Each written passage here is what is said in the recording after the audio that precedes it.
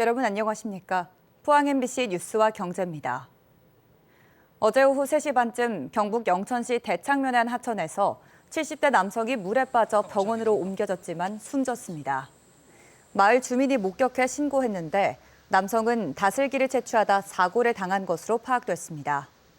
전날에도 문경의 한 하천에서 다슬기를 잡던 60대 남성이 물에 빠져 숨졌습니다. 미국이 일본과 유럽연합 등과 관세 협상을 타결하면서 일부 품목 관세를 낮추기로 했지만 유독 철강 알루미늄 품목 관세는 현 수준인 50%를 유지하면서 국내 철강업계의 우려가 커지고 있습니다. 한미 관세 협상은 여전히 진행 중이지만 이 같은 주요 협상 타결국들의 선례 때문에 철강 알루미늄 품목 관세의 하향 조정 여지는 크지 않다는 관측이 여러 소식통을 통해 전달되고 있습니다. 포스코, 현대제철 등 지역 철강업계에서는 고율 관세가 지속될 경우 생산 판매 전략 수정만으로는 대응이 어려운 처지에 놓일 수 있다며 신규 수주 자체가 막혀 이를 돌파할 해법을 찾기 어려운 게 현실이라고 걱정하고 있습니다.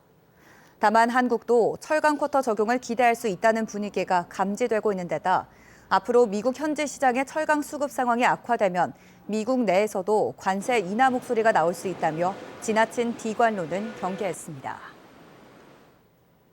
경북경찰청 반부패 경제범죄수사대가 지난 24일 이철우 경상북도지사의 관사를 압수수색했습니다.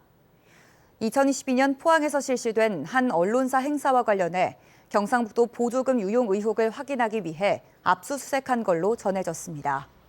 경찰은 이번 사건과 관련해 지난해 11월부터 경상북도 전현직 공무원들을 피의자 신분으로 조사하고 있는데 이전에 경북도청 행사 관련 부서도 압수수색한 걸로 알려졌습니다. 이 지사는 경찰의 도지사 관사 압수수색과 관련해 입장문을 내고 짜맞추기식으로 도청 공무원들을 2년 넘게 조사하고 첫 단추부터 틀린 이야기로 무리한 기획 수사를 벌이고 있다고 규탄했습니다.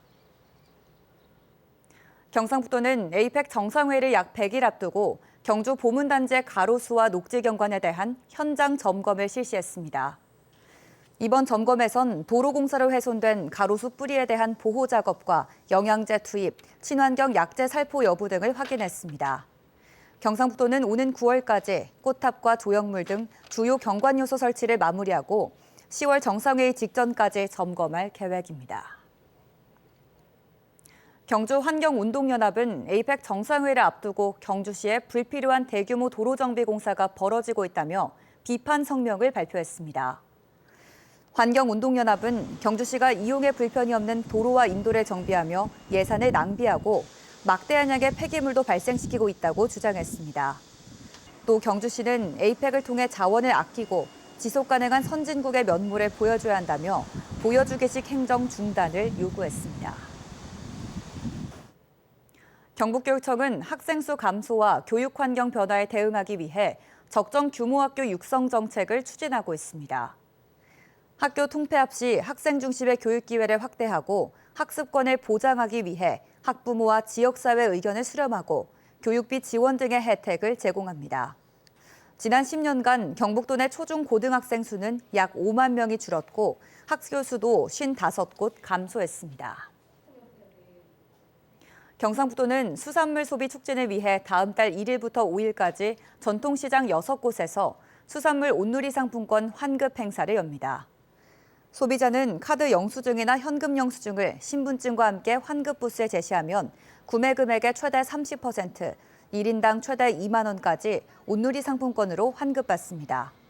행사 장소는 포항 큰동해시장과 경주 간포 공설시장, 영덕 영해 만세시장 등 6곳입니다. 영주에 있는 국립산림치유원은 오는 11월까지 경북 5개 산불 피해 지역 주민과 산불 대응 인력 등을 대상으로 산림 치유 캠프를 운영합니다. 산림 치유 캠프는 1박 2일 혹은 2박 3일 동안 숲속 할인 신방과 리듬 케어, 걷기, 호흡, 명상 등의 프로그램을 진행합니다. 이상으로 포항 MBC 뉴스와 경제를 마칩니다. 시청해주신 여러분 고맙습니다.